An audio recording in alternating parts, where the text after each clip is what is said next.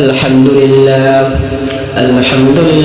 نحمده ونستعينه ونستغفره ونعوذ بالله من شرور أنفسنا ومن سيئات أعمالنا من يهده الله فلا مضل له ومن يضلل فلا هادي له فلا تجد له وليا مرشدا ونشهد أن لا إله إلا الله وحده لا شريك له ونشهد أن سيدنا ومولانا محمدا عبد الله ورسوله أما بعد فقد قال الله تعالى في كلامه المجيد وفي فرقانه الحميد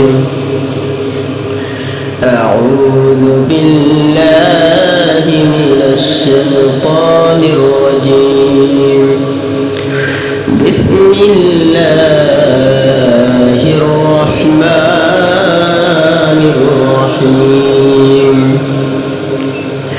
إن الله وملائكته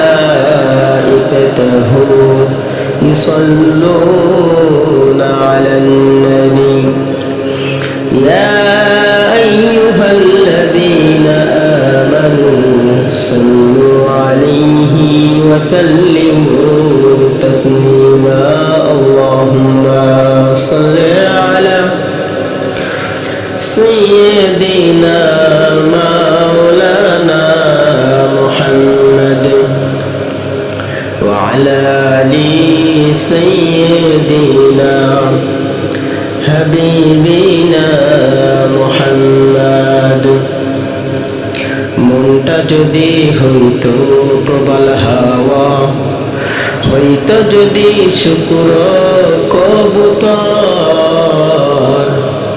পাখির ডানায় পাঠিয়ে দিতাম পাখির ডানায় পাঠিয়ে দিতাম আমারি সালাম যেথায় আমার প্রিয় নবী যেথায় আমার প্রিয় নবী ঘুমাই নিরন্তর আল্লাহুম্মা সাল্লি আলা সাইয়্যিদিনা মাওলানা মুহাম্মদ وعلى آل سيدنا رسولنا محمد رسول আমার ভালোবাসা রসুল আমার আলোর আশা রসুল আমার প্রেম বিরহের মূল আলোচনা রসুল আমার কাজে কর্মে অনুপ্রেরণা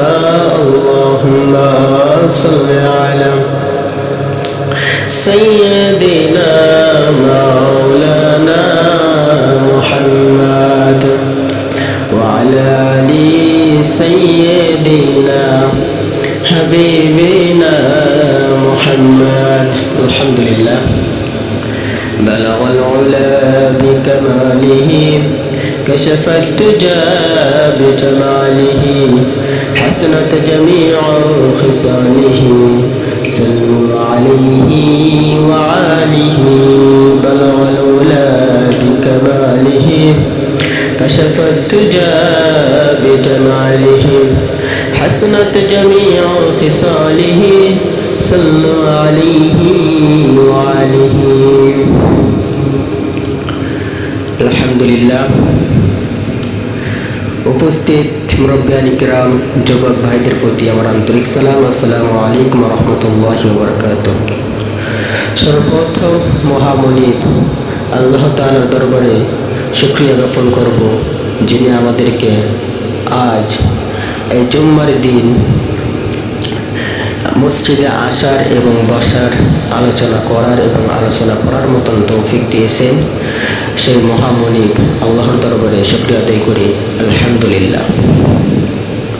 আল্লাহ পাক রব্বুল আলামিন বলেন, যে ব্যক্তি আমার নিয়ামত পেল আর শুকরিয়া আদায় করলো, আমি আল্লাহ তাকে আরো নিয়ামত বাড়িয়ে দিই। এজন্য সর্বসময় সব ক্ষেত্রে আল্লাহ তাআলার নিয়ামতকে স্বীকার করে শুকরিয়া আদায় করব ইনশাআল্লাহ। আল্লাহ রাসূল সাল্লাল্লাহু আলাইহি ওয়াসাল্লাম বলেন,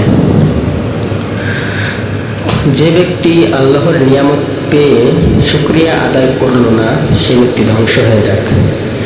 এই কথাটা যখন জিবরাইল আলাইহিস সালাতু ওয়াস সালাম আল্লাহ রাসূল সাল্লাল্লাহু আলাইহি ওয়াসাল্লামের কানে যখন বললেন, তখন আল্লাহ তাআলার রাসূল সাল্লাল্লাহু আলাইহি ওয়াসাল্লাম তিনি আমিন বললেন।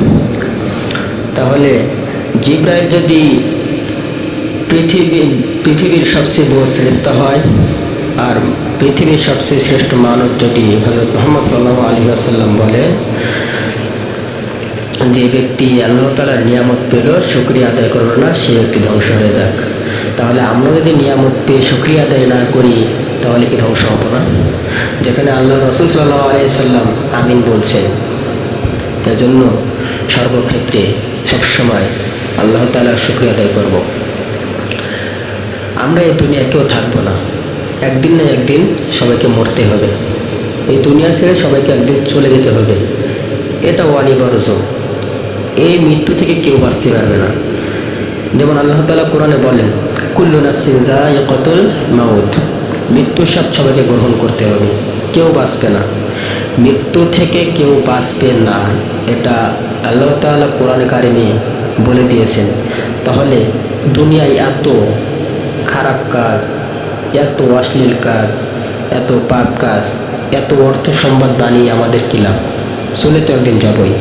তাহলে আমরা সবসময় মৃত্যুর কথা স্মরণ করব, আর আখিরাতের জন্য আমরা কামাই করব। আখিরাতের কামাইটা হলো ঈমান আমল। আর এই ঈমান আমল করতে হলে আমাদের প্রথম আকীদা ঠিক করতে হবে। আকীদা হলো আমলের প্রথম, আমল কবুল হওয়ার প্রথম ঘাঁটি। যদি কারোর আকীদা ঠিক না থাকে, তার কোনো ঈমান আমল কিছু আল্লাহ তাআলার দরবারে কবুল হবে না। আপনি আমল করবেন ঠিকই, কিন্তু সেটা আল্লাহর দরবার পর্যন্ত পৌঁছাবে না।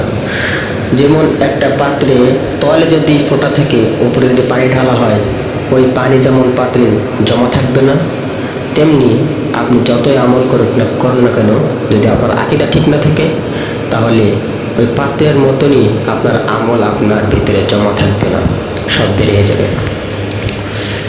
আকীদা মৌলিকভাবে তিনভাবে বুঝবো। আকীদা মৌলিকভাবে তিনভাবে বিভক্ত করা হয়েছে।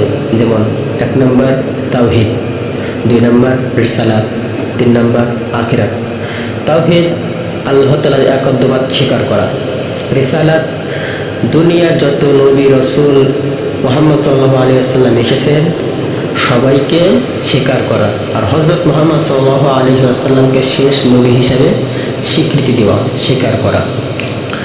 3 নম্বর আখিরাত, পরকালকে স্বীকার করা, পরকালকে বিশ্বাস করা। পরকাল নামে যে একটা কিছু আছে, এটাকে মনে প্রাণে বিশ্বাস করা, একেই বলে আকীদা। এই আকীদা সম্পর্কে আমরা দুইটা জিনিস বুঝবো। যেমন আকীদা হলো এমন একটি জিনিস যার কারণে ঈমান আমল ঠিক হয়। এটা আমরা বাংলায় বুঝবো যে কিছু সুষ্ঠু আকীদা লালন করা আর কিছু সুষ্ঠু আমল পালন করা। যদি কোনো ব্যক্তি সঠিক আকীদা বুকে লালন করে, ধারণ করে, আর যদি কিছু সঠিক আমল পালন করে, তাহলে সেই ব্যক্তির মৃত্যুর পরে জান্নাতে যাওয়া সহজ হয়ে যাবে ইনশাআল্লাহ। এই কথাটা আমরা সবাই মনে রাখবো। যেমন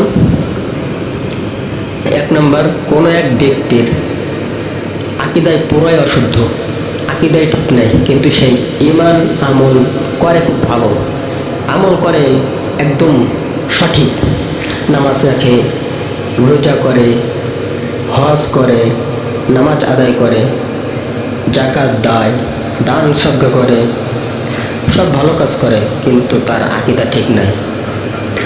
ওই ব্যক্তির সকল আমল বরবাদ, কোনোটাই কবুল হবে না, কোনোটাই কাজ আসবে না। 2 নম্বর, একটা ব্যক্তির সকল আকীদা ঠিক আছে, 100% পিওর, শুধুমাত্র একটা আকীদা বাদে। সে একটা আকীদা বিশ্বাস করে না, যে আমি আল্লাহকে বিশ্বাস করি না, আকীদা সব কিছু ভালো কাজ করে, সব আকীদা মানে, কিন্তু উনি আল্লাহ ছাড়া অন্য কাউকে সিজদা করে, স্বীকার করে, তার কোনো আমল কবুল হবে না। 3 নম্বর, একটা ব্যক্তির আকীদা একদম 100% পিওর, সকল আকীদায় তার একদম সঠিক, কিন্তু সে কোনো একটা কারণে সে আমল করতে পারতেছে না, কোনো একটা কারণে সে সঠিক আমল পালন করতে পারতেছে না, কিন্তু তার আকীদা 100% পিওর। সে জানে যে আমাকে এটা করতে হবে, আমাকে নামাজ আদায় করতে হবে, এটা আল্লাহর বিধান, স্বীকার করে আল্লাহ ইয়া, তার রাসূল সাল্লাল্লাহু আলাইহি ওয়াসাল্লাম আমাদের শেষ নবী, সব স্বীকার করে। যেমন এই এলাকার মহিলারা জানে যে পর্দা করা ফরজ, পর্দা করতেই হবে, এটা বিশ্বাস করে, কিন্তু সে কোনো একটা কারণে বা শয়তানের ধোঁকায় পড়ে সে পর্দা ঠিকঠাক করতে পারতেছে না। আল্লাহ তাআলা তাকে কিয়ামতে বিভিন্ন মেয়াদে তাকে জাহান্নামের আযাব ভোগ করার পরে কোনো না কোনো একদিন আল্লাহ তাআলা তাকে জান্নাত দান করবেন, এই শুদ্ধ আকীদা থাকার কারণে ইনশাআল্লাহ। আল্লাহ তাআলা কোরআনে বলেন, ওয়া ইয়াকফুর বিল ঈমানি ফাকাদ হাবিতা আমালুহু ওয়া হুয়া ফিল আখিরাতি মিনাল খাসিরিন। ওয়া ইয়াকফুর বিল ঈমান, যে ব্যক্তি ঈমানকে অস্বীকার করে, ফাকাদ হাবিতা আমালুহু, তার কোনো কিছুই কবুল হবে না, ওয়া হুয়া ফিল আখিরাতি মিনাল খাসিরিন, সে কিয়ামতে ক্ষতিগ্রস্তদের অন্তর্ভুক্ত হয়ে দাঁড়াবে। আর এই আকীদার একটি গুরুত্বপূর্ণ বিষয় নাম হলো ইসলাম। ইসলাম যে একমাত্র আল্লাহ তাআলার মনোনীত ধর্ম, এটা বিশ্বাস করা, এটাকে স্বীকার করা। যেমন আল্লাহ তাআলা কোরআনে বলেন, ইন্নাদ দীনা ইনদাল্লাহিল ইসলাম, নিশ্চয় ইসলাম একমাত্র মনোনীত ধর্ম, এটাকে স্বীকার করা। যদি কেউ বলে যে ইসলাম সঠিক ধর্ম না, এটা আমি মানি না, এটা আমার পছন্দ না, তার কোনো আমল আমার কিছুই কাজে আসবে না, সব বরবাদ হয়ে যাবে।